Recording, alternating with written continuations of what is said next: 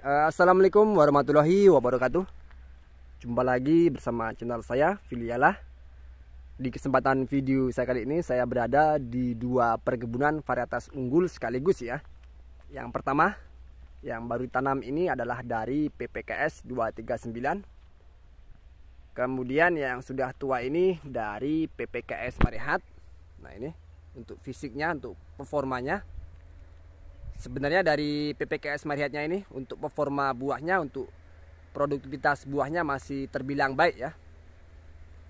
Sayangnya ini di kamera tidak nampak untuk performa buahnya, padahal ini sangat baik sekali, masih terlihat besar-besar, masih terlihat lebat untuk buahnya. Dan saya pikir untuk perkebunan ini terlalu cepat untuk disip tanamkan seperti ini ya. Nah ini untuk performa buahnya masih banyak, masih lebat untuk PPKS Marehatnya. Ini sangat disayangkan sekali.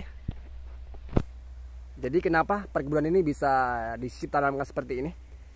Ini tujuannya adalah untuk pengalihan hama ya. Hama terberat, hama yang sangat meresahkan, hama yang menjadi musuh terberat bagi petani kelapa sawit ya, yaitu hama kumbang tanduk. Makanya untuk perkebunannya disisip tanamkan seperti ini. Ini adalah opsi terbaik dalam perkebunan kelapa sawit dengan sistem sisip tanam seperti ini, ketimbang kita replanting ataupun tebang pokok.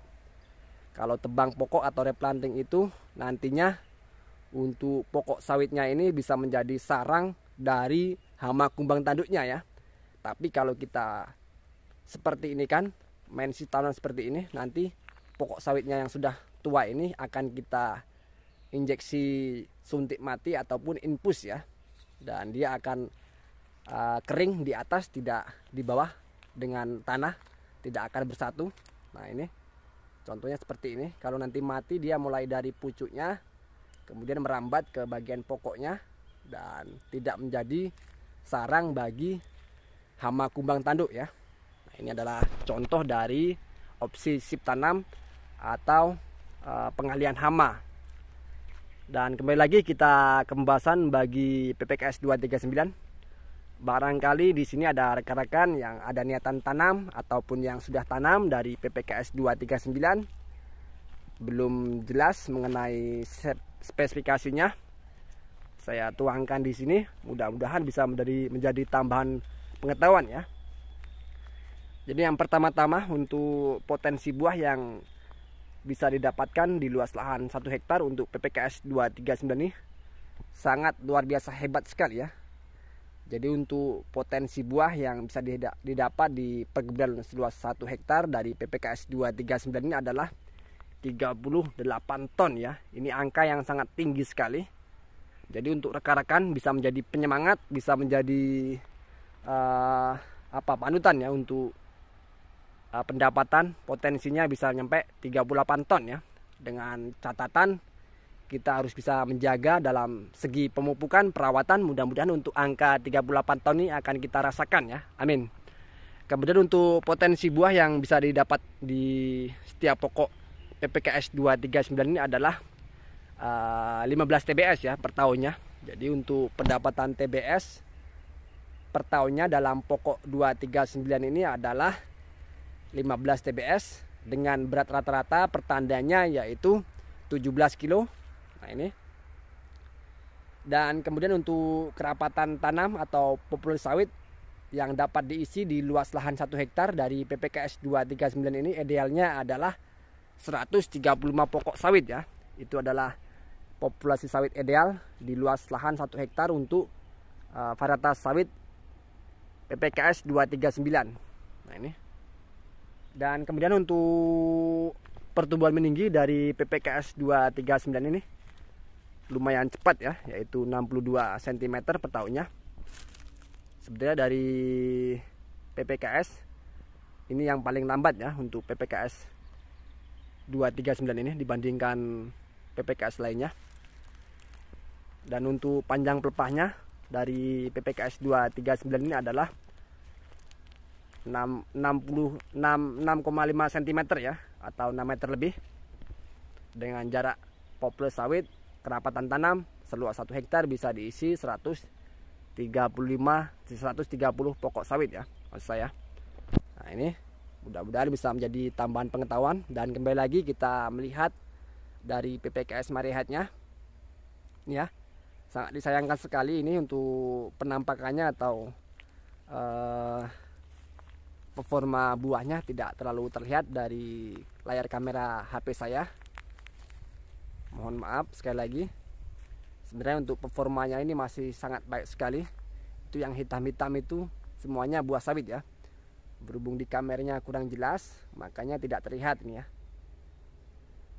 Ini kalau PPKS Marehat ini barangkali ada yang tanam, yang sudah merasakan dari kepemilikan Marehat ini, bisa sharing di kolom komentar untuk performanya dan keunggulannya. Jadi untuk PPKS Marehat ini yang pertama-tama di usia pertumbuhannya sangat hebat sekali dalam segi adaptasi dengan hama dan penyakit ya. Kebal dengan penyakit dan hama tentunya dari PPKS Marehat ini. Kemudian keunggulan lainnya ditambah masuknya usia baru dan baru, PPKS Marehat ini semakin rajin berbuah ya. Artinya pertambahan usianya ini menjadi simbol pertambahan buahnya. Jadi semakin melaju usianya, semakin hebat pula untuk performa buahnya dari PPKS Marehat ini ya. Dan PPKS Marehat ini sudah lama sekali di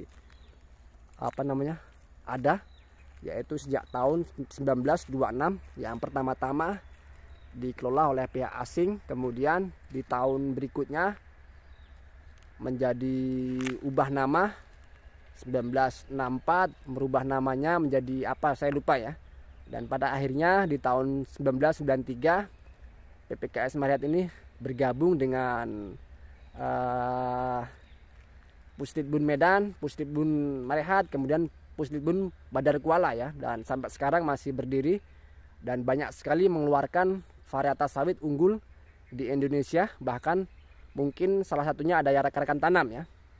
Jadi sangat baik sekali untuk kiprah PPKS Marehat ini. Dan sekali lagi untuk performanya, semakin usianya bertambah semakin lebat pula untuk performa buahnya ya. Rekan-rekan bisa lihat ya. Sayangnya untuk performa buahnya ini tidak terlihat jelas di layar HP saya. Tapi mungkin sudah cukup menggambarkan ya untuk performanya Marehat ini. Sangat baik sekali. Barangkali ada rekan-rekan yang sudah tanam, sudah merasakan di perkebunan Marehat, punya perkebunan Marehat ini, bisa sharing di kolom komentar bagaimana performa buahnya, bagaimana kiprahnya di perkebunan rekan-rekan ya. Oke, cukup sampai di sini video yang bisa saya berikan. Mudah-mudahan dalam tayangan video ini ada pengetahuan, ada ilmu untuk rekan-rekan dapat ya. Dan saya ucapkan mohon maaf apabila dalam sharing saya, dalam perkataan saya ada kata-kata yang kurang benar, ada kata-kata yang kurang pas. Saya ucapkan mohon maaf dan saya ucapkan terima kasih yang sudah sempatkan melihat tayangan ini ya. Dan saya tutup. Saya ucapkan terima kasih. Assalamualaikum warahmatullahi wabarakatuh.